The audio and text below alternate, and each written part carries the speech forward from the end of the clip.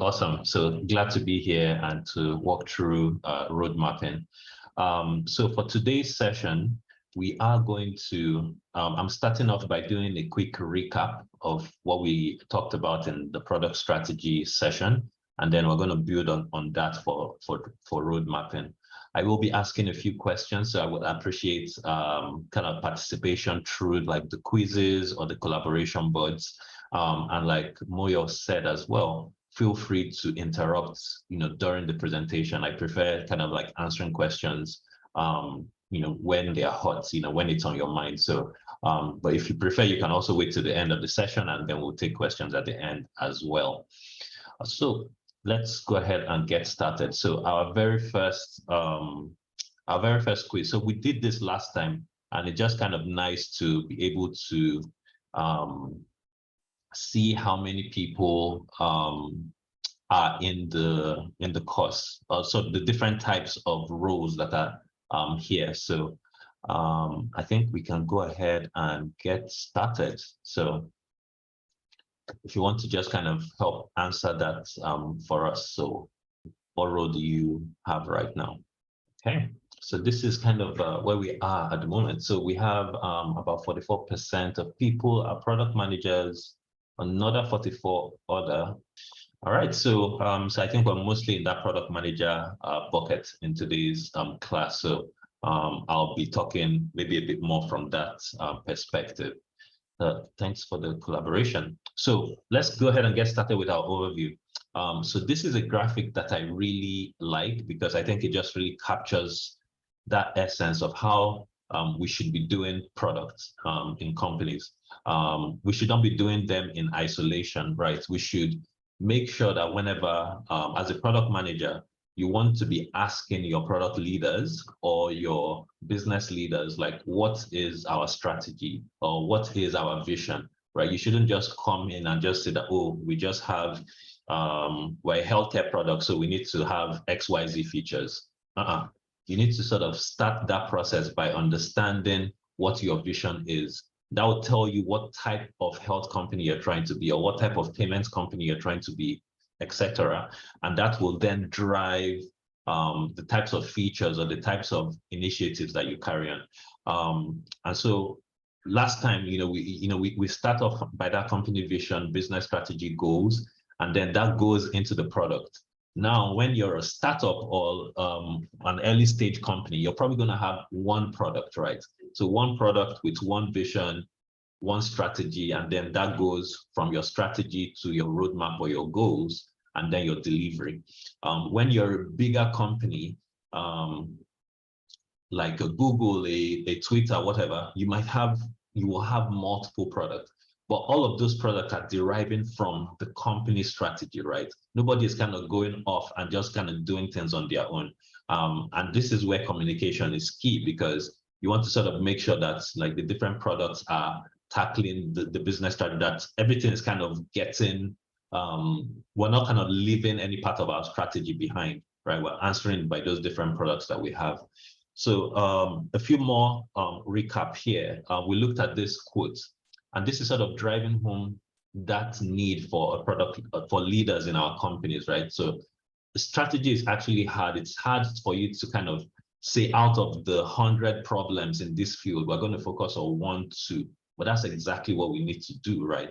So just to follow this quote, right? It says, good strategy does not pop out of some strategic management tool, matrix, chart, triangle, all of that. Instead, a talented leader identifies the 1 or 2 critical issues in the situation, the pivot points that can multiply the effectiveness of efforts, and then focuses and concentrates action and resources on them.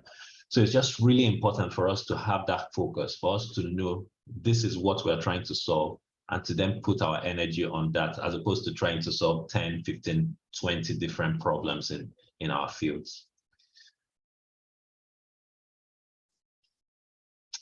Okay, I think, yeah, okay, I think there are 2 more recap slides, but again, what we learned about product strategy is that it gives us the how to the product vision.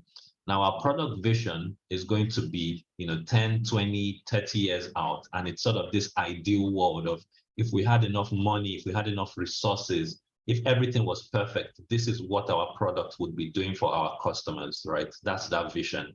And it's going to be, idealistic, like future states. Now, our product strategy tells us, how are we going to achieve that? Now, other companies might be playing in that space, but like we, company X, this is how we believe we're going to achieve that. Your strategy should also be informed by insights, right? You shouldn't just sort of like sit in your room or in the boardroom and come up with that strategy. You should be looking at your competition space, looking at your customers, looking at qualitative, quantitative data to kind of understand, okay, this looks like the best way to tackle this vision.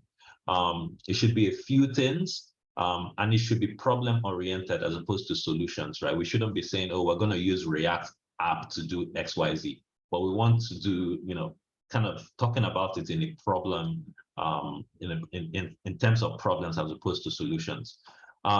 It can be evaluated, roughly every 1 to 2 years. Now, this isn't, you don't have to follow this. You can do it sooner if it needs to.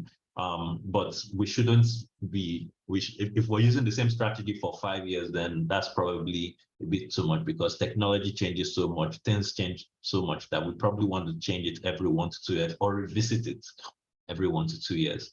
And when we have good strategy, it empowers our product teams, right? Because then they can think about problems, and it helps them to kind of take out that, like, I just need to deliver this feature, and then they can start thinking about solutions as opposed to just kind of launching features out in the market. I think one more slide with our recap. So we looked at this slide, and it's kind of like, ultimately, as companies, what we're all trying to achieve is product market fit, right? When you're a startup, you start up with something, an idea, and you're ultimately trying to get to product market fit. This is why investors give us money, so that we can achieve product market fit and then scale, right? And so we see that our product strategy leaves where this value proposition is. And what we'll find, from today's talk is that the product roadmap also lives there, right? That's where how do we bring to life all the stuff that we say we are going to do, right? And so it's like your product strategy, your product roadmap, the execution of all of that stuff lives there. That's how we get stuff out to customers, right? So, all right, so I think one more poll, well, maybe not one more, there are a few more inside of this, but here's a question for us. Who do we think, or who should product managers primarily serve? So in a company, is it the CEO? Is it the sales and marketing team? Is it directors of the company, or is it customers? Who do we think product managers primarily serve? All right, so nobody picked the CEO. Wow. You guys know that that's why you have the job. But yes, I think you guys are right. We're really there to serve customers, right? But what we find is at a lot of our jobs, the way we really operate, it appears that we are there, to serve, whether it's the directors or the sales teams or all these people. So it's important for us to try to balance that out, because in reality, we can't ignore the CEO, we can't ignore the sales teams and our other stakeholders. So it's really the balance that we have to strive for. But if we completely ignore our customers, then I think we are generally failing at our jobs, right? So I think the way we operate, in reality, the way we answer that question in reality is going to tell us what type of product team we're in, right? Whether we're in a feature team or in an empowered product team. So if your day-to-day is that you receive a set of features from whoever they are, the sales team, the customer experience team, the CEO, all of that, and it just says, here's what we want delivered, then you're likely in the feature team. And then if you're getting problems to solve, and you're working in squads, or you're working in, in pods, whatever you might call them, with engineers, designers, all of that, then you're likely more in an empowered product team. And Matthew Kagan has a really nice article about the differences between these teams. I would encourage everyone to check that out. But the way these things also sort of ultimately affect how we run or execute our product roadmaps, right? Yes. So before we go ahead, if you can share sort of some specific questions you have about product road mapping, and then I can try and kind of like make sure that I'm addressing some of them within the presentation. So here's sort of like an open board for us to just put in any questions we have, any or any thoughts you have about product road mapping, so we can look at that as a group and then start to address them individually through the talk. I think what I'll do is I'll run through the roadmap. I'll run through the presentation where it's sort of like I feel like I'm addressing one of these questions. I'll point that out, and if we don't by the end, then we'll look back in here and look at some questions. Look at some of these questions. Great, thank you.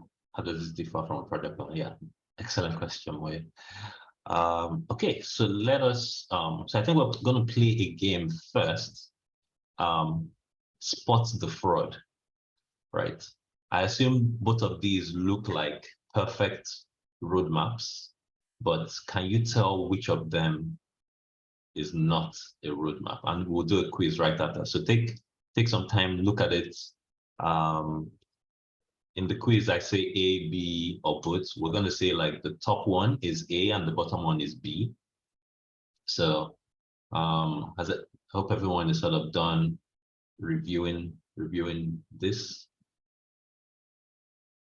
So which one is the fraud? So all right. So here are the answers. So we have 37.5 saying the answer is B, that B is the fraud. That is true. Even though that's what we will see. But who does anyone want to kind of like tell us why they think that one is the fraud?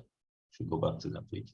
B is focused on features, and it has some specific delivery timelines in here. So this is more of a project implementation plan than a roadmap, right? Where we see like A is kind of focused on specific products. It's sort of saying, hey, well, we think we'll deliver this in this particular quarter, not specifically about when we will deliver it.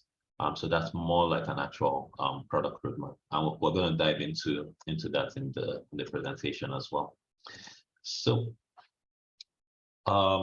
let's break some myths, right? So what we'll talk a little bit about what roadmaps are not, and then we'll jump into what they are. One of my first one is that it is not a Gantt chart, right? I think we're very used to seeing like super detailed roadmaps that say we're going to deliver this, we're going to start on July 15th and we're going to end August 1st. Sorry, the fraud was B, Rafiat, sorry, in case I didn't make it that clear. And it has all of those things. That's not, what a roadmap is. A roadmap is not a project plan, right?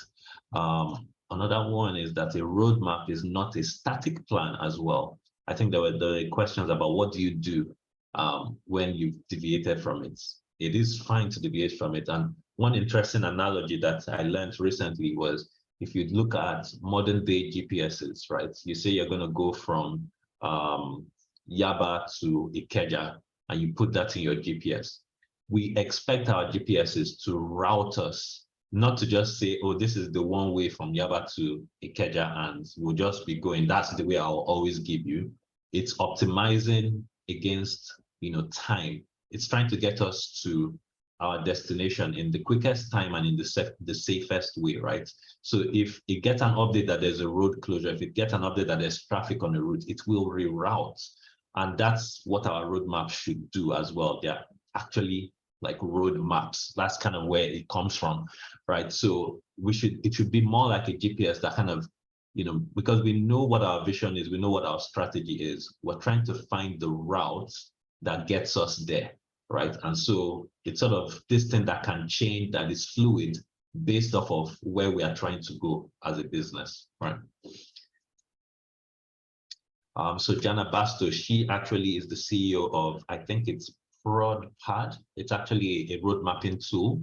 And she said a product roadmap is a prototype for your product strategy, right? It's sort of an iteration. It's like, we know this is our strategy. Here's one way that we think we can succeed, that we think we can implement that strategy. So what is a product roadmap? One is that a product roadmap represents the short and or long-term initiatives that are derived from the product strategy. Once again, I'm hitting on this because we should sort of avoid the temptation to just come up with roadmaps, from thin air, or like we just think these are good. We always want to be tied to something, right? And if we tie to our product strategy and we've done a good job with our product strategy, that's going to be tied to the vision, the company goals, etc.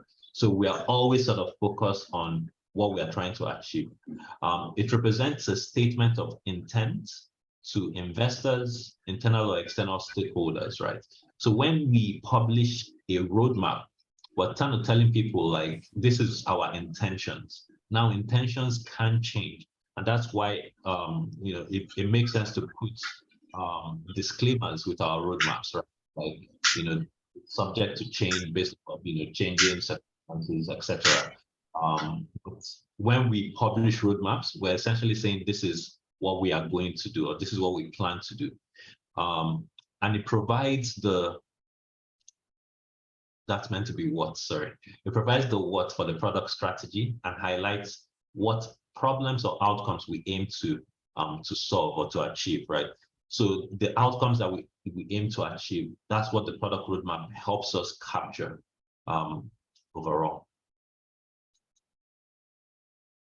So last time we looked at recipes for a good product strategy. Now we're going to be looking at one for product roadmaps. So I just talked about outcomes. Product roadmaps are focused on outcomes, right? And it's tempting to focus on outputs and just kind of talk about, we're going to deliver an app, we're going to deliver this. But we actually do better for ourselves when we focus on the outcomes, right? So the outcomes are better than the outputs. And again, it derives from the goals that we want to achieve. And then we're used to kind of saying, for a quarter, we have 5, 6 things that we're doing.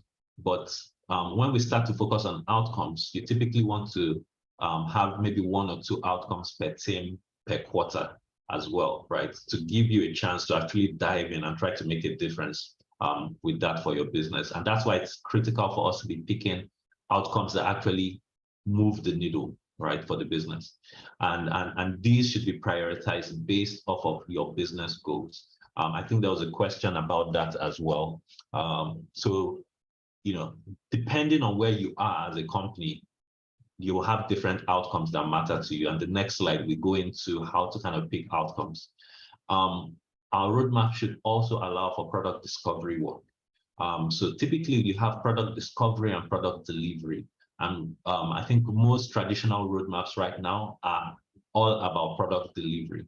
But really, when we start to focus on outcomes, you don't yet know what to deliver, all right? You know the problem, and now you need to give yourself an opportunity to discover potential solutions to it. And that can be done through qualitative, quantitative research, experimentation, but that needs to be factored into the work that you're going to be doing inside of your roadmap. And your roadmap isn't necessarily just one document. It needs to be adaptable to different audiences. For example, you might show, not version, but even views, right? So you might show a different view of your roadmap to internal people versus external, depending on just the number of the amount of detail, and some projects might be secrets, etc.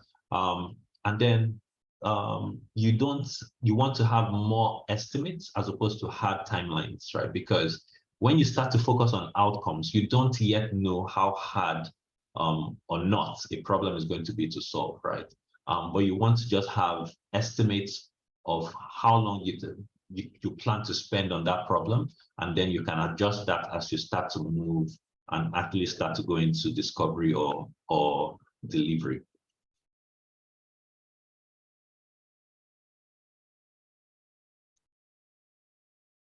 So let's talk a little bit about outcomes here. I've put in 3 different ways that we can come up with outcomes to use inside of our roadmaps. The first one is the high-level business objectives or goals, right? These are typically the ones that you would get from your leadership team, your CEO, directors, whatnot. So they are there for a reason, right? And they typically will have objectives that they've gotten either from the board, or some investors or whatnot.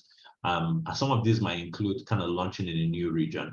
Like you as the product team might not have that insight that, oh, we need to launch here, but that might be insight that your CEO has because of some commitments to an investor. An investor might have given you money only because they want you to come in and operate in a particular region, right? So that's input you would get. And that's something that you can go in your roadmap, right? You can be like, okay, yes, we want to launch in a new market, that needs to go in.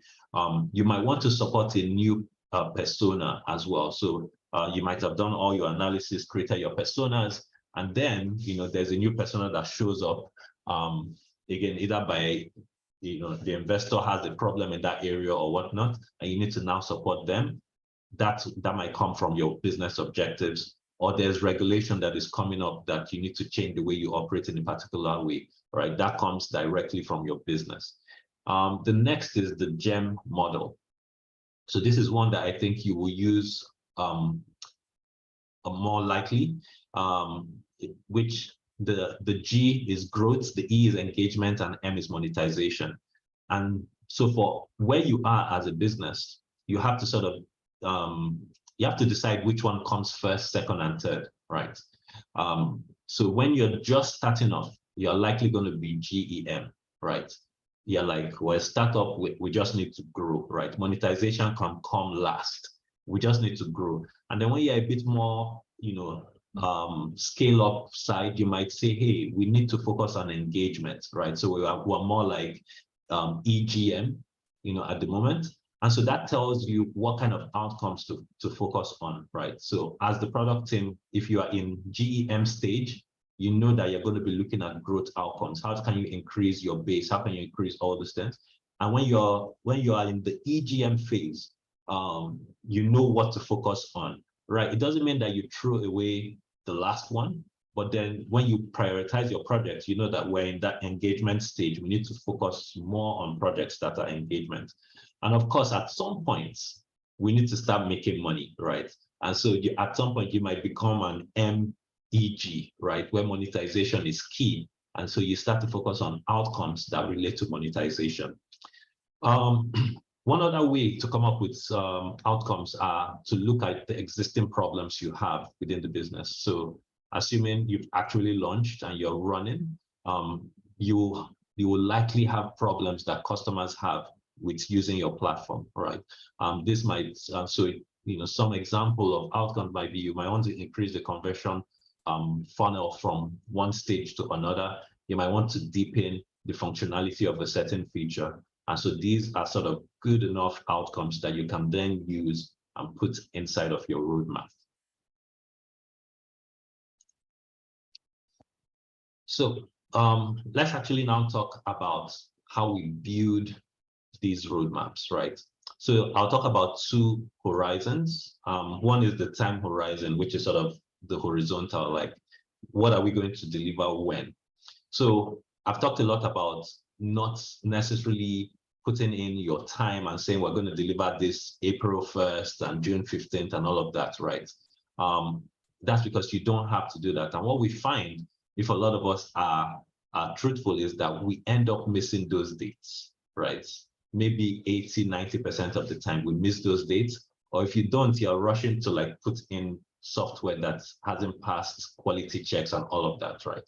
And that's just because we don't always know how things are going to go. We don't always know how long testing is going to take. Well, we're going to put in a week or 2 weeks, but then we might find something that's a major bug that extends our testing period. And so those timelines end up being more, they kind of make us look bad to like different teams and whatnot. And that's not the point of the roadmap. And I think that's why sometimes we don't like roadmaps, because it's like well, we end up missing those dates so often. So one thing that we can try is to kind of have these broad categories, right? Now, next, and later. And then as we can see, the things we put into those categories change in terms of their granularity. And now might be this quarter, like a month to 3 months. These are the things that we are working on. And if you're working on something between now to 3 months, you should know more about that, right? Sorry, let me adjust my chair.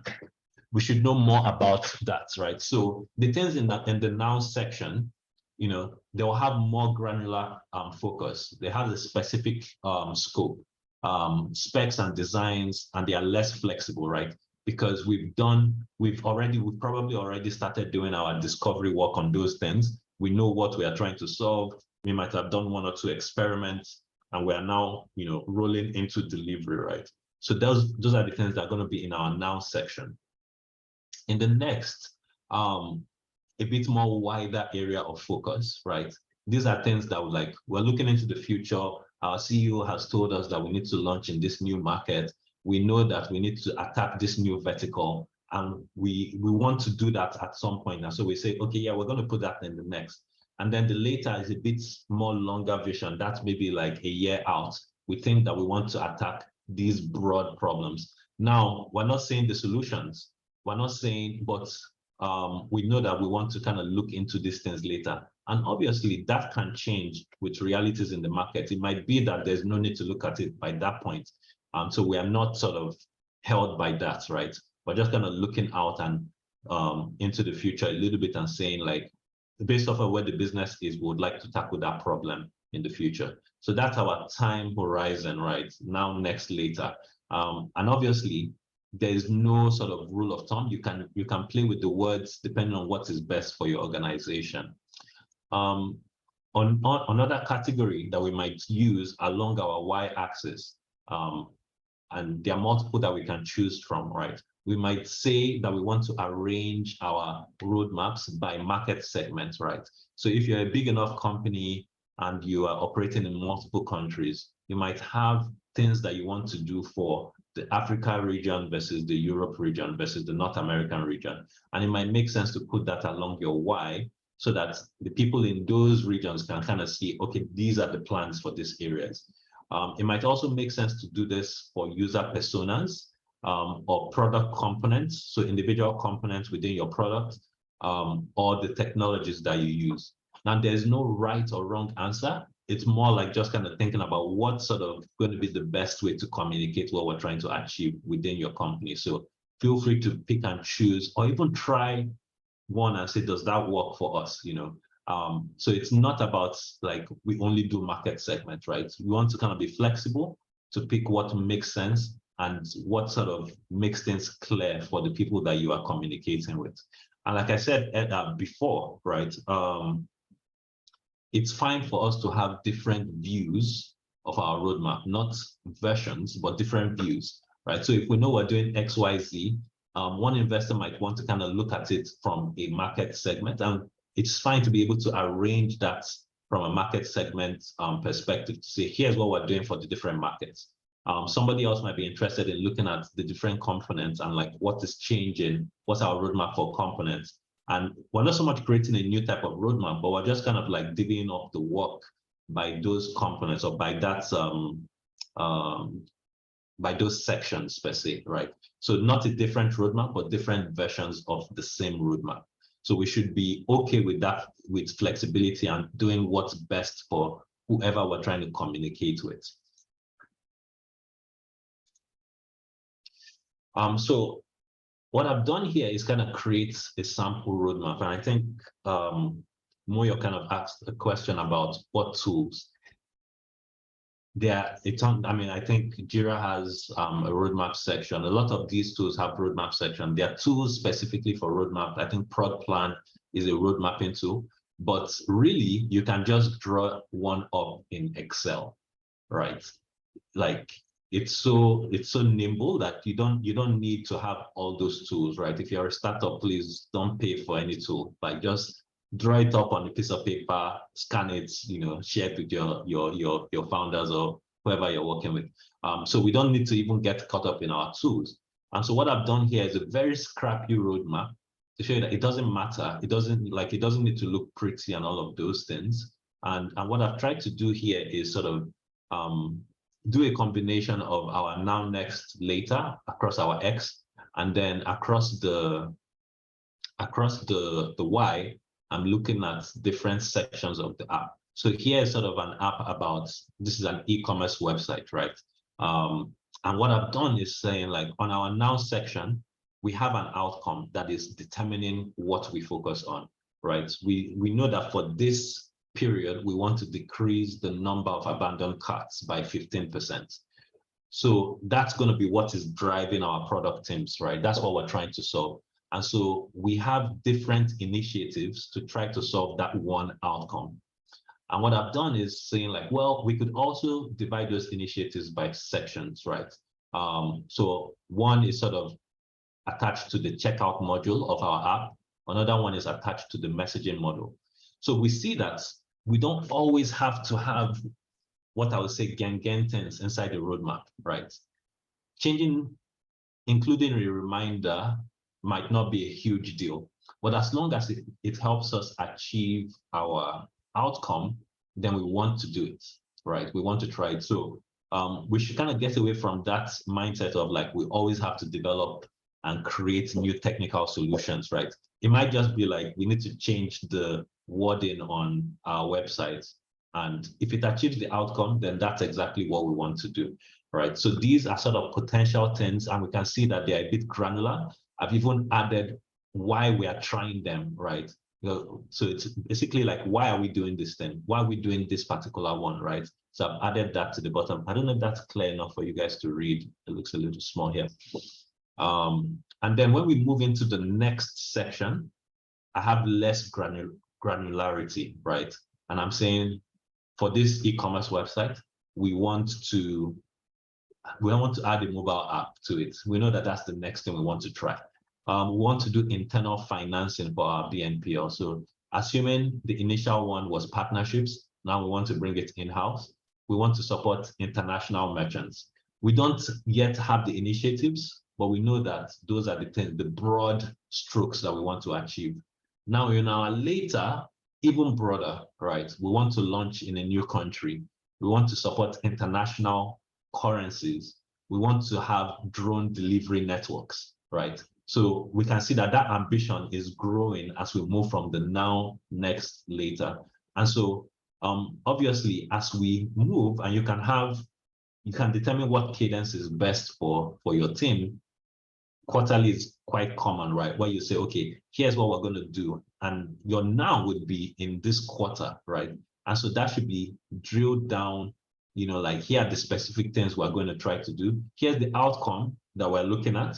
And you want to make sure that everybody's aligned with those outcomes. And then you start to drill down into things and try to actually move the needle on the outcome.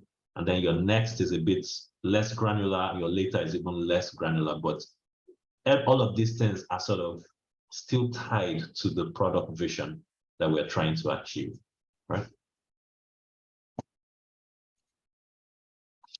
So just to do a quick recap, we want to make sure that our roadmaps are outcome focused.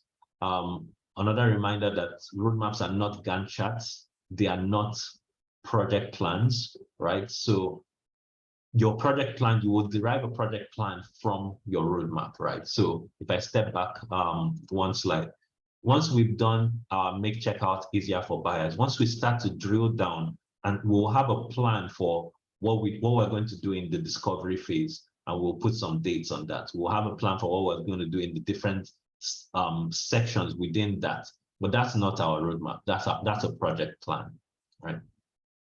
And then we can be flexible with our date or delivery plans with roadmaps, right?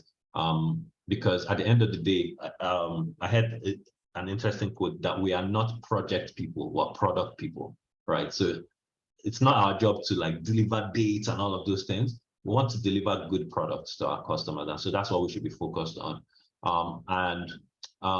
Overall, we should be focused on the clarity over the specific look and feel, right? Now, there are different ways to, I could have done this to make it look nicer, but this is a roadmap, right? You can do different things and make it look nice, but don't like focus more on actually communicating to the people that you're speaking to, as opposed to like exactly how it looks, right? As long as the correct information is there and they understand it, I think you've achieved your goal. So before we go into the exercise, maybe I'll step back into the questions that we asked a little time ago and make sure that I have answered those questions. So yeah, I'll just scroll through. So Rafiat, to answer your question, I would say that yes, maybe not absolutely necessary, but typically at the startup level, your initial roadmap is just getting out your MVP, right? That's kind of like what you should be focused on in an initial startup. That's the goal.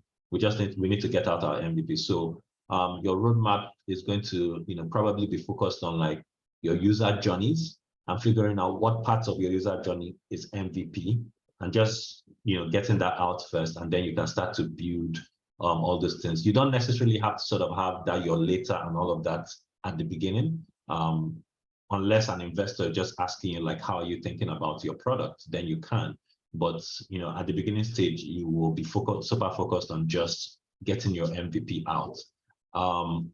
So yeah, I'm marvelous. I think the way to make sure it's effective is that it's outcome driven, right?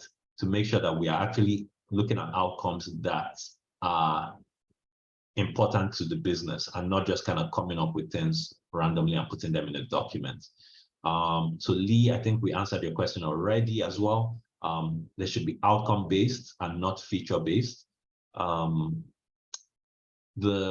Odunayo, I think it can be reviewed. I would say maybe on a quarterly cadence, but obviously if something happens in the middle of the quarter, go ahead and update it as well. And I think I answered Moya's question already.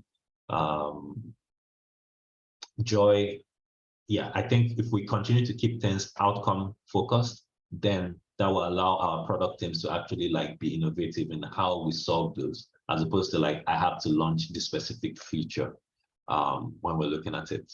So yeah, and so I think typically we should not be deviating, especially if we look at the now section. Our teams should be focused on those outcomes. If you're solving something else, then there's a problem, right? That's for Rafiat's question, right? So as long as we keep our teams focused on outcomes, I think we're good. If we start to do something else, then we need to sort of reel everybody back and say, either we change the outcome or we focus on doing that. And yeah, Moyo, it differs because it's not as granular, and it's not, it doesn't have sort of that Gantt look in terms of specific dates. So do we have any other questions before we jump into the exercise for today? All right, looks like we are. So I'll jump into today's exercise. So if we remember from the last section, we had a company, a personal finance company. This is the same company. They are personal finance and they're operating in the digital wealth sector. They have a vision, they have a strategy, and their vision is to help average Nigerians understand finance and grow their wealth 10x. They have a strategy to drive adoption by providing free customized financial wealth or wealth advisory, and this product is not launched yet. So can we, what should our now section be focused on? So we're going to do two exercises. One is that we're going to kind of talk about what potential things we can put in the now section and what we can put in the later section. So Can anyone tell us, and you can just unmute and tell us, what should the now section be focused on, right? Let me give you guys a chance to just read, look at them again. Any guesses on what we should be focused on in this company in the now section? Okay, thanks, Timmy. I see research, product discovery. Yep. So overall, we are going to be focused on delivering our MVP, right? So when you haven't launched yet, that's like your number one thing, right? It's like, what is your MVP? And product discovery and research is going to be part of what you do to discover what your MVP should be. But that's our MVP. So given our strategy, and of course, since this is an exercise, we don't have enough time to actually dive in and do proper research and whatnot. Let's put in some ideas of what we think might go in the now section.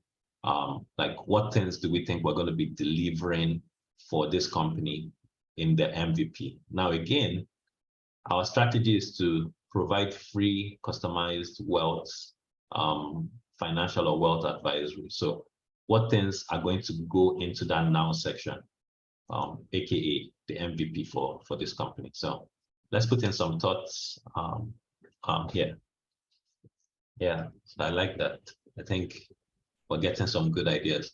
Now I'm allowing a bunch of these pass because we're in the now section, right? So we know that what our goal, our outcome is launch MVP. So it's okay for us to sort of have this more targeted, here are the things we're going to do to launch it, right? So so let's go ahead and come up with some more things, and then we'll switch to the next part as well. So as we can see in the now section, because we know what we need to do, but we haven't launched yet. It's all about getting that MVP out, right? So we're going to be talking, it's going to look a little feature-ish, but overall, we know what we're trying to achieve. Like, we want to be able to give this free advice to customers. So what general things do we need to build in there? We might need to, like, how do we attract customers? How do we keep customers into the app? So we're going to switch gears. Thank you to everyone who participated. We're going to switch gears, and we're going to look at the later section now. So how do we feel? What things are we going to put in the later section? I'm going to go 2 slides back so you can look at our company. Again, this is the vision. This is the strategy. Now, when we come to later, we need to kind of think, we're going to be less focused on the granular things. We're going to be very broad in terms of what we're doing, right? So let's think bigger. What are we going to do to achieve this vision? So the assumption here is that we have launched our MVP. What are the big things that we think we are going to need to do to grow, to help people understand finance and to help them grow their wealth, right? So that's what going in our later. So let's get our thinking caps back on again and add some stuff in there. So what do we think would go in the later section for this company? Yeah, so I think that's a good one. So we're already thinking we're going to need to monetize at some point. So at first we start with some free advice, but maybe we sort of go into like a subscription model, give additional advice. So I think monetization in the future. I like that. I like that. What other ideas might we come up with? Because again, this is sort of what will happen for you as well when you start to create your roadmaps. You kind of have to think, where is our company right now? Where do we want to be? What's our vision, right? And given what you know about the industry and all of that, you'll be coming up with the items for your roadmap. Again, talking with your CEO and other people in the team as well. Thank you. So I think we have some more stuff in the notes as well. Subscription to personal finance advisor. Yep.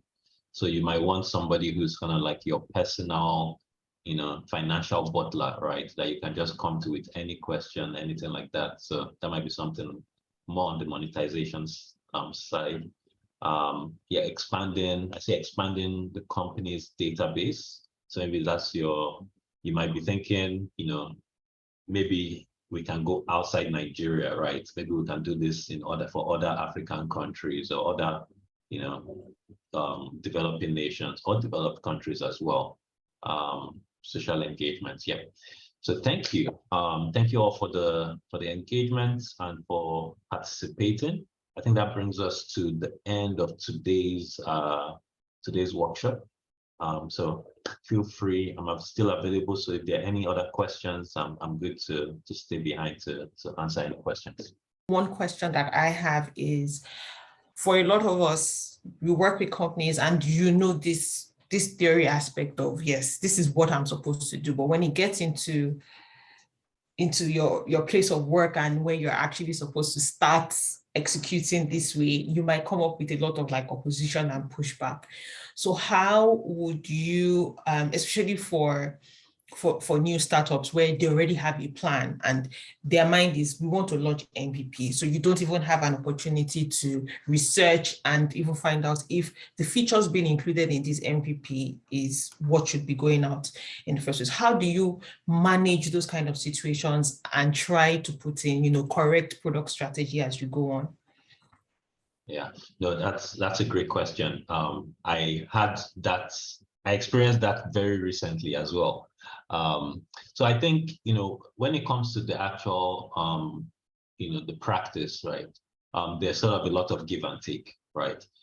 So we might say, because sometimes there are investor pressures, right, and different things like that. So you might say, okay, can I run in parallel, for example? Can I do a bit of what you already had planned and start running my research in parallel? But I think one is kind of getting buy-in to the user-centered design process, right? Like, does everybody agree that this is the right way for us to get insights on customers or for us to build this? If the answer is yes, then you're like, okay, maybe it's sort of doing some stuff in parallel at the beginning, and ultimately you have a timeline to move the team completely to that process. But if you don't have buy-in, then you might be in the wrong team, right? So I would say that process kind of starts off with trying to get buy-in from, the powers that be at your particular company. And then maybe just kind of plotting your own internal roadmap for how to move from that feature-driven approach to an outcomes approach or user-centered design approach. But it does take time, and depending on what's happening, in the company, that might be a 3-month, 6-month process. But I recommend that we do try it, because I think we will end up feeling more fulfilled when we're focused on outcomes, focused on our customers at the end of the day. I don't know if that helps, Moya.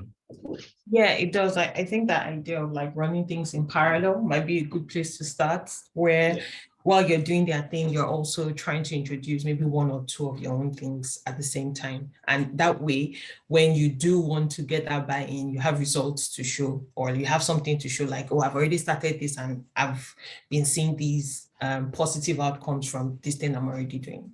So I think that's really great advice. Thank you. Marvelous has a question. Marvelous, you have the floor. All right. Thank you. Thank you, Victor. Such a wonderful presentation. Yeah. Okay. So, I have a question.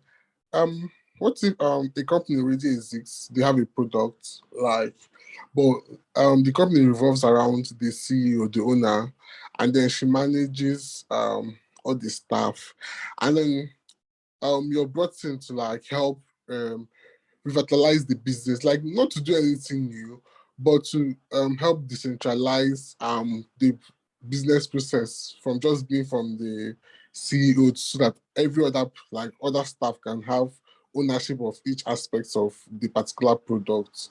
But then again, they don't want you to reinvent the wheel or to bring new ideas to what you're already offering. So they just want to digitize it and make things seamless, things to just other members to have some control over each aspect of the business. So in this situation, like, how do you come in? But the business is profitable, they work there, they do stuff, that's their good job. So how do you come in?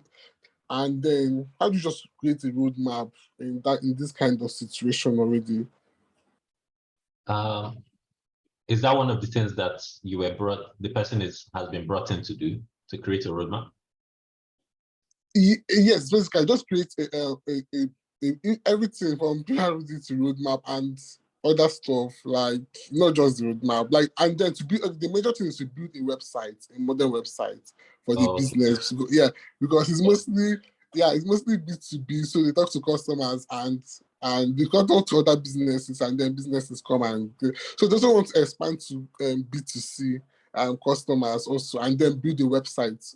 Expand to customers, individuals, and build a website, and then decentralize business as I don't know, communication or whatever, like ownership. So I don't know, how do you beat your by the situation? That's I think for one, and you said, one key thing you said is that they are making money already, the way they are going. I think sometimes they're just bad situations, right? They're just some people who don't believe in going this approach, or they haven't seen it work at all. So, I mean, I think like part of the advice is, seeing if you can run things in parallel a little bit, but that first thing is just buying and just kind of like talking to them and trying to educate, almost being like an evangelist for this approach. I didn't kind of talk about what to do in a feature team if you're in a feature team. So when you're in the feature team, what you're probably going to be doing, instead of focusing on outcomes, you're probably going to be focused a little bit more on just prioritizing requests from stakeholders. And there are different frameworks for how to prioritize, like you'll say, like, what's the efforts and all those things. So in this case, that might be the better thing to do, because they might already say this is exactly what we want to do, but maybe it only used to be the CEO used to call the shots. Now you want other people to sort of like have their inputs. So you might just kind of from a way of like, okay, we know what the goal is. How does each of these features get us to the goal, right? And then kind of prioritize your requests that way. Obviously, not necessarily the best way, but that might be the easiest thing to do given how the company has this structured and functions. But it does take a lot of work and effort to try to kind of convince and educate our team members or superiors on sort of switching to that outcome focused way. So that's kind of what I would recommend, but I know that's not always feasible, given, depending on the types of contracts we've signed already.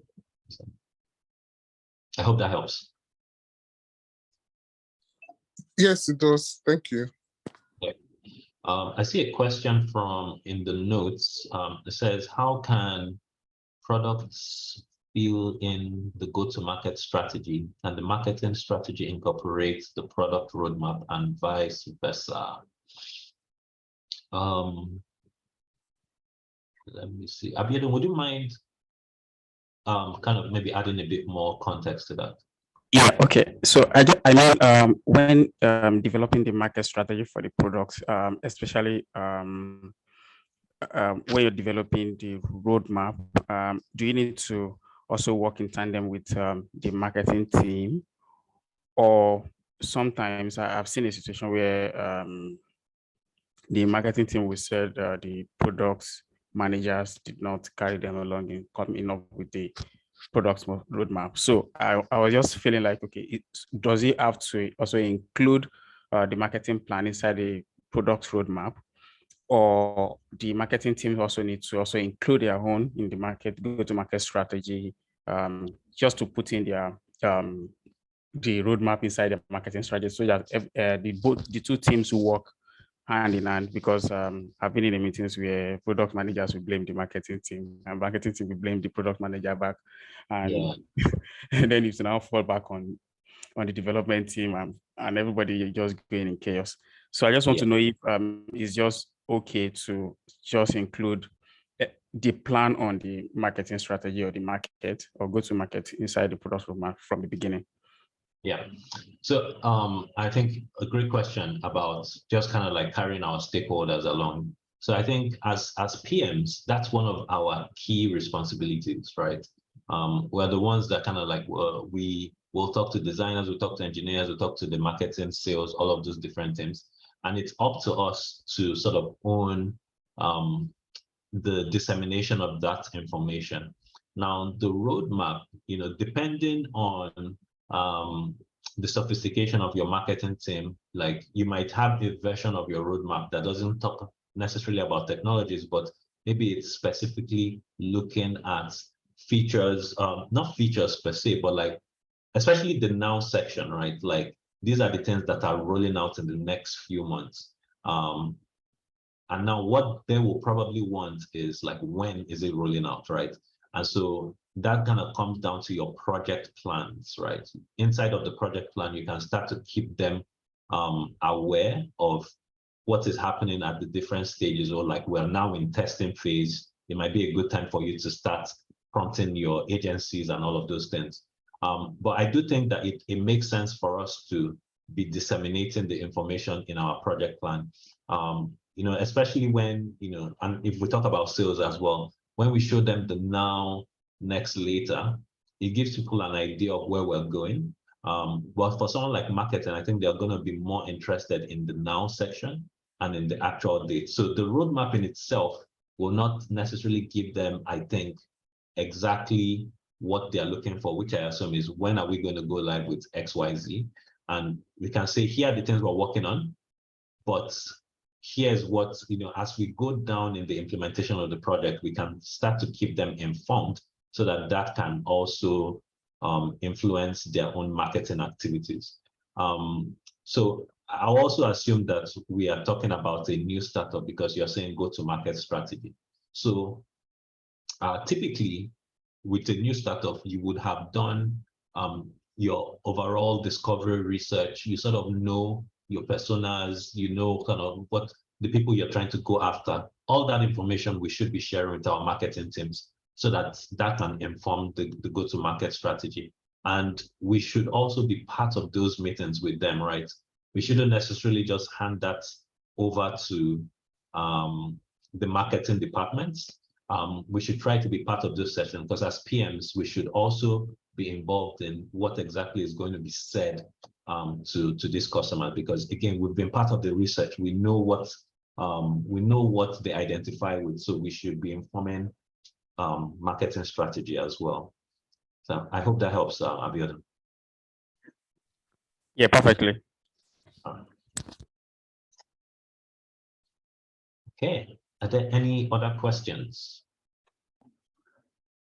I think I just have one more, and this is with regard to like the different stages a company is in and what impact that has on the roadmap. Of course, yes, it definitely has an impact on strategy, but do we still use the same framework to create the roadmap as the company grows or evolves? So for example, at a startup, we've talked about it, your initial focus is on MVP, and then from MVP, you're also thinking about, okay, how do we expand and, things you do later. But then when the company grows beyond that startup stage, say they are now a scale up, they've gotten Series B, C, D funding, and they are growing, they're hiring more staff, they're thinking about other verticals. What happened to the roadmap, or how do you manage the roadmap at that stage? Because now you're thinking about so many different things and the company is going in so many different directions. Right. No, that's a great question. So I'll say the company might not be going in different directions, because they ultimately have goals. So all of us are still led by those goals. But like, what might happen is that initially there was one squad, right? But as it grows, there are now 5 squads, for example. So how do you sort of manage roadmaps in that scenario? So I think one is that you can give the different squads different objectives. And so you can have like each of those squads can sort of have like their own now, but everybody shares the next and the later, right? So, squad 1 is focused on this outcome, squad 2 is focused on the next outcome and whatnot. And then you can always bring all of those things into one combined view for the CEO or for the executive team. But we know that within the squad, like, this is our view, like they have a very limited view of what they are doing, right? So I think that's one. And then as we grow, I think that's where the GEM model and the existing problems kind of... the first one here. Let me see that. Okay. I think as we grow, the GEM model and the existing problems, outcome-based scenarios start to show up more, right? So for the first, I would say 2-3 years, we're probably more focused on growth and engagement, right? Like first, we're just like grow. Then when we have 100,000 customers, but we notice that they only come once a month, right? Then we'll say, okay, how can we get them to come more often? How can we increase our monthly active users, stuff like that. So we might switch to engagement as the startup grows. And one big thing is that once we launch, there are always going to be problems, right? And I think that's one way our roadmaps start to change, right? We start to focus on either fixing existing problems, increasing conversion funnels, whatnot, or deepening features. So I think that's one way that starts to change, is that we start to see more things that are related to what we already have coming in, especially in that now section, like we're fixing something we have, or we're focusing on the people that we've already acquired in our model. So I think that's one way that it changes. At that initial place, we just want to get MVP and we want to get people using the product. And then as we start to grow and develop, we're improving on our engagement, improving monetization, fixing the existing problems. And so the thing about this is that this never stops, right? We continue to, like, there will always be problems to solve. There will always be new frontiers to hit. So I hope that helps, Maya. Yeah, that helps. I think it's just figuring out how to do that delegation part and having everyone manage individual roadmaps and how to consolidate that into like one big vision. Yeah. So I think from a say the head of product level, he will have the entire view. And one thing I've even heard is that it's okay to actually even have 2 teams work on the same problem, right? Because we all don't know what the right solution is going to be. And I think that's one interesting thing when we start to become outcome focused, because different people will come up with different solutions for a problem. So if you have 2 teams working on the same problem, it makes sense for them to sort of be roughly in touch with each other and say, oh, how are you guys thinking about it? Or if they have the same thing, then maybe let the other team do it if they have more competence in that approach. But overall, as long as we're focused on the outcomes for the company, like, I think we're good, right? Because we're always sort of pushing our company's goals forward. And then again, we can kind of keep a unified view on our next and our later, but then each team's now might look different. And then you can always just kind of, if you want to now combine them, you just take everybody's now and put it in one document. Bass. All right. Good morning, everyone. Good morning, Victor. Thank you for the session. I joined the session, but I would like to ask the difference between outcome focus and output focus with respect to product execution. That's my question. Thank you. Yeah. Is it with respect to execution? Yes, product execution. Yes. Yeah. So by execution, I think you're referring directly to like product delivery, right? So when we are output focused, we are typically kind of focused on, like, I'm launching this feature, right? It's about the thing that we're launching. So outcomes ultimately lead to outputs. But if you start off being output, it's like somebody had just said, like, oh, we already know that this is the solution we need. We're going to just launch a new we're going to put a new field in the website. We're going to put a new, we're going to create this new feature that does X, Y, Z. And it's not typically, typically backed by insights or research, right? And so it's just a list of, and so ultimately what you will have is that you're probably not doing any discovery work in your quarter, and you're just sort of like churning out features, right? And what will likely happen is that you grade yourself on how many features you churned out. Like I put out 5 things this quarter, right? End of story.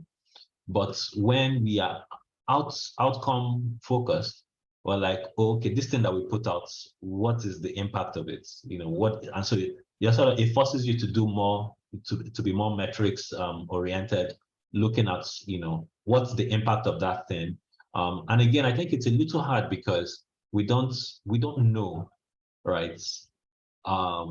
What's going to work or not, right? Even after research and talking to people, like when you put it out, that's when you really know whether it's going to work, right? But I think as long as we kind of keep ourselves flexible and nimble and just experimentation oriented, saying, okay, we did all the research, we did all the communication, the design work, here's what we're going to try. You try it, did it work or not? It didn't quite work. Then you kind of ask yourself why it didn't work, do more research on that, you know, improve that, because we are focused on the outcome. But when you're output oriented, you're like, well, we launched this, what's the next thing in the backlog? What's the next thing in the backlog, right? So I think those are sort of the main differences between those two approaches. All right, Yele is back. All right, Yele, please go ahead. Abbas, I hope that answers your question. Yes, thank you very much. All right, good morning, everyone. Considering we've already talked about putting up a roadmap when you're about to release your MVP, let's look at another scenario. A product manager joins a startup as the product is launching, so he's required to handle the launch. Can we apply today's team to that scenario now? Thank you, Victor. The answer is probably no. I think, I mean, if they're about to launch, I think your best bet is to support the drive for launch, right? Even if, you know, they've gone through the wrong processes and whatnot, like if they're literally quarter to launch, unless it is blazingly clear that what they are doing is not going to work. But if you don't have that information, I think the best bet is to support the company, because also I think, you know, we also don't want to look like know-it-alls, right? So you come somewhere like, oh, you guys are doing it wrong, you know, like change all this immediately. Like we want to understand, okay, why is this happening this way? Is there a specific reason, or is just that, oh, we just don't know how to do it, you know, in a user-centered approach. But coming back to your example, I would likely just kind of support the launch, given how close they are already.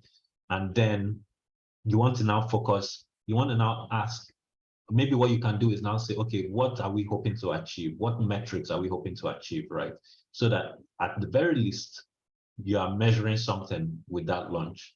And if you're not hitting your metrics, then you can start to say, okay, why are we not hitting it? Start to bring in research and whatnot. But I think I would just try to add those things as opposed to like telling them we need to start from scratch, right? I'm sure most people will not like hearing that, but I think practically that's probably what I would do. Okay, Victor, I hear you and I agree, because if you come into a new team and you're like, you guys are doing everything wrong, it just seems like you're here to scatter things. I hear frustration in your voice already. No, not at all. So I'm asking, so besides setting metrics, tracking those metrics, how else as a product manager can you support a launch for a startup besides monitoring metrics and then doing further research to get validation on your results from those metrics? What else can a product manager do to support? Yeah, so I think if you look, Matty Kagan has 4 main risks that he sort of says, you know, these are the risks for a product: usability, feasibility, viability, and valuability, right? So now that you are the product manager for this product, right, you that product belongs to you. Like that's what you signed up when you joined, when you agreed to take that job. I would just sort of own that role for that product and say, okay, what we are putting out, is it valuable to our customers? What is the viability of it? That's where your unit economics kind of come in. Do we make money by selling it? Are we selling it at a loss right now with the hope of making money later? And I would just sort of dive in and own the product, right? Now, I think I might have used the wrong word when I say support. Like it is now your baby, right? When you are the product manager of that. So it's sort of like taking over, understanding the history of what has been done and sort of just coming in and managing that, right? You want to kind of be the go-to person on the team. You want to help the engineers and the marketing team and all of those people. So I would just say like, you basically just own the role and then you start to figure out, okay, how can we make this product, one, go live? That's where your metrics come in and like measuring the effectiveness of your MVP. But then you start to now plan out what's next, right? And so that's where if there's a vision already, great. If there isn't, then I start to work on those things and say, okay, what's our vision? What's our strategy? And then you start to come up with a roadmap, an execution plan and whatnot. But I would just kind of start owning that because it's now your baby, right? So I hope that helps. Yeah, that helps a lot. Thank you very much. All right. Thank you very much, Yeli. Thank you, Victor. Any other questions? I think this question session has actually been really, really great. Lots of tips to take and try. Yeah, glad. Yeli, your hand is still raised. Is that a new question? Okay. Yes, new question. All right, go ahead. Okay, so in terms of monitoring metrics now, what tool would you recommend as the best? Will you still advise with going with Mixpanel, or in terms of, for example, monitoring analytics of a website now? If you set your metrics and you want to be monitoring day in, day out, how would you advise one goes about that? Okay. So you'll find that I typically will not give like specific, like, oh, this is the best, because there is no best, it's whatever you can use, especially depending on the stage of the startup. Are you guys bootstrapping? Because if there isn't money for Mixpanel, you don't want to be like, no Mixpanel, I can't do this work, right? The important thing is for you to be able to get that data out, whatever is the best way to do it in the environment that you're in. The company I used to work in, like we had the database and you would run queries against it, right? And then we developed to a point where like, you can set stuff up, it can send you an email, but your job is the same regardless of what environment you're in, right? Is getting that data. So I wouldn't say, I don't have any bests. Like you already know Mixpanel. I haven't used Mixpanel personally, but there are a ton of analytics tools out there. And depending on where you guys are with money, I would say opt for free tools. I think I like to find tools that are free to use, at least at first. Make sure it works for you, connect it up, and yeah, jump in. But I personally don't really have any like bests when it comes to that. As long as it gives me what I need, I like it. Okay, Victor. So in a scenario where you're running queries against the database, are you doing that, or you have the DBA guy do that? And if in a scenario where you are doing bootstrapping, how can you just give a very short example of how you would get your data in a bootstrap environment? Thank you, Victor. Yeah. So the thing is that we all have different backgrounds, right? When it comes to product management, some come from a technical background, while some come from a more from non-technical backgrounds. So, and the thing is that we all have our strengths and weaknesses. I specifically worked as a business intelligence analyst at some point in my career. So I have the skills to be able to go directly into a database and pull what I need, but not everybody does.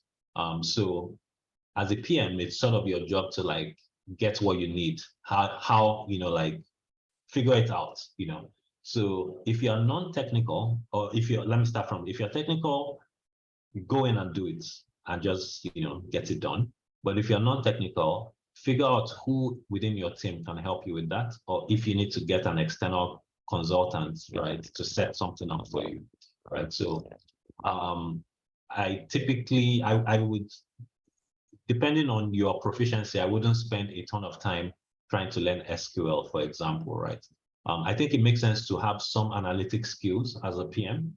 So like if you get raw data, can you make something, can you create your insight from that? I think that's a good skill for a PM to have, but not necessarily, like, I don't think all PMs need to be SQL proficient, for example. So the important thing is figuring out the best way for you to get that data out in the environment that you are in, whether that's doing it yourself or getting somebody to help with that. But you definitely want data, right? If you're launched, you want to be seeing what is happening, right? So that's a big thing. Yeah. If you want to hit me up, I'll also add my email address here. And you can find me on LinkedIn as well. So if you have any other questions, feel free to reach out. I'm glad to chat with you guys offline.